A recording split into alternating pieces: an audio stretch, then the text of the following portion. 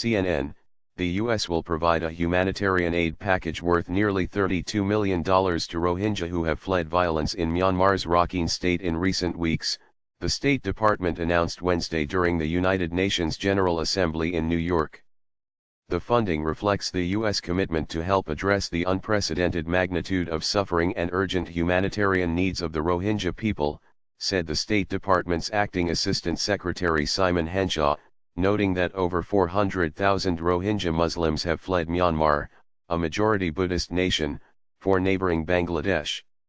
View this interactive content on CNN.com. He added that the U.S. hoped its contribution would encourage other countries to provide more funding as well.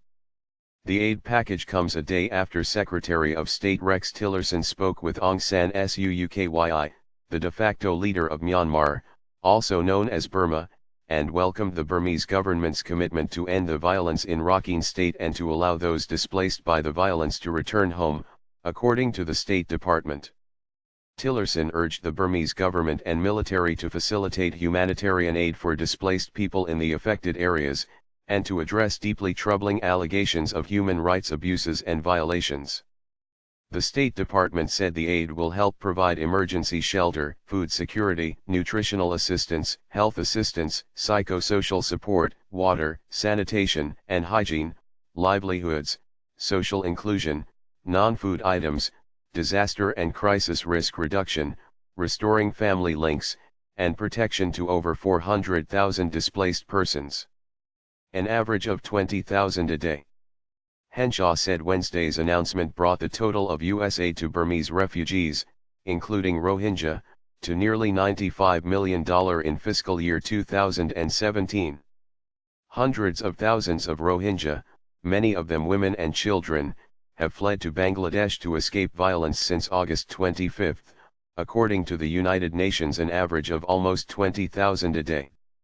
The refugees speak of indiscriminate clearance operations, huts set on fire and family members being taken away and never heard from again. Speaking at the United Nations Security Council on Wednesday, Vice President Mike Pence called on the UN to take strong and swift action to bring this crisis of violence against the Rohingya people in Myanmar, formerly known as Burma, to an end. The United States renews our call on Burma's security forces to end their violence immediately and support diplomatic efforts for a long-term solution, he said. President Trump and I also call on the Security Council and the United Nations to take strong and swift action to bring this crisis to an end. Pence also spoke about how the violence in Myanmar is a perfect example of the kind of problem the United Nations should help solve. Keeping the peace requires more than peacekeeping, it requires action, reform and, lastly, it also requires a willingness to call out senseless attacks on innocent people around the world. At this very moment in Southeast Asia, we see heartbreak and assaults on human rights and innocent civilians that is ultimately endangering the sovereignty and security of the entire region, Pence said. To date, the international response has been inadequate, said Reza Afshar, Policy Director of Independent Diplomat, a non-profit group that offers diplomatic advice and is working with a Rohingya group.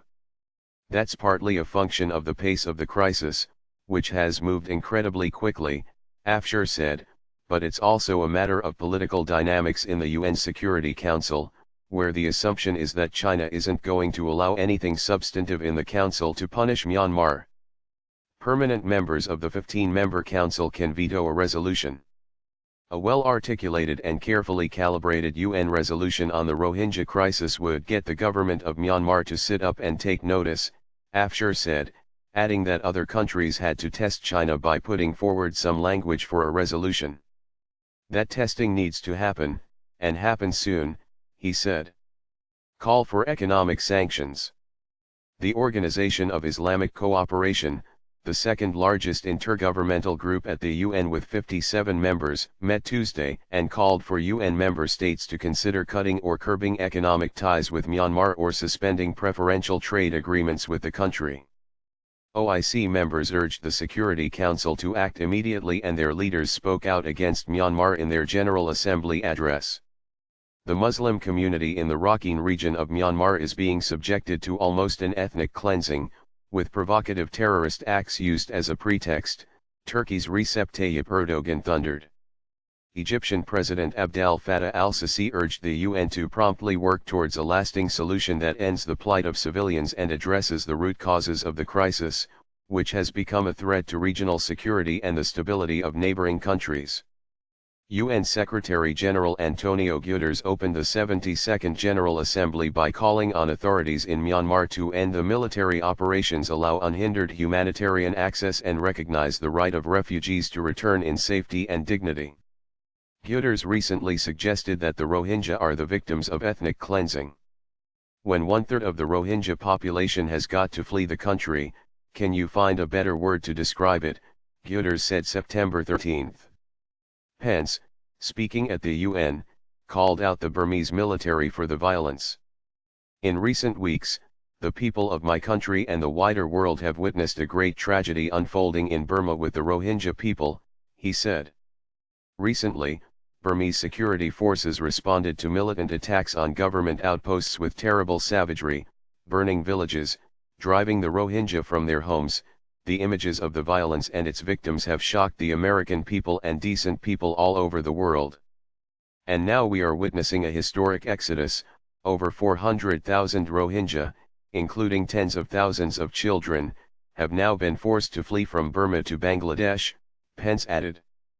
The announcement of a U.S. aid package comes just one day after Myanmar's de facto leader Aung San Suu Kyi finally broke her silence on the Rohingya refugee crisis in a speech that drew widespread criticism. Suu Kyi did not denounce alleged atrocities against the Rohingya community and claimed the government needed more time to investigate the exodus from Myanmar of the minority Muslim group. Much of the speech appeared intended to frame the crisis as a complex internal issue and contrasted the violence which she depicted as isolated with the government's ongoing development agenda, specifically its efforts to deliver peace, stability, harmony, and progress to the nation as a whole. Henshaw said that he wouldn't characterize her remarks, but added that, "We are urging the Burmese government to control the violence in the area, to cease attacks against civilians, and to create safe conditions so that the Rohingya that have fled feel safe to return. Not safe for return." The U.S. welcomes Suu Kyi's announcement that the government would be welcoming those who fled Rakine state back to their homes, Henshaw said. "We encourage the government to act quickly on this commitment while ensuring the safety and well-being of returnees." When asked about Suu Kyi's comment that returning refugees have nothing to fear, Henshaw said that conditions aren't yet right for the refugees to return. The Rohingya are considered to be among the world's most persecuted people. The predominantly Buddhist Myanmar considers them Bangladeshi, but Bangladesh says they're Burmese. The government of Myanmar has blamed terrorists for starting the recent violence that has killed more than 1,000 people, according to a recent estimate from Yang Hee Lee, the United Nations Special Rapporteur on Human Rights for Myanmar. Almost 40% of all Rohingya villages in Myanmar's Rakine state are now empty, a government spokesperson confirmed earlier this week. CNN's Laura Coran contributed to this report from New York. View on CNN.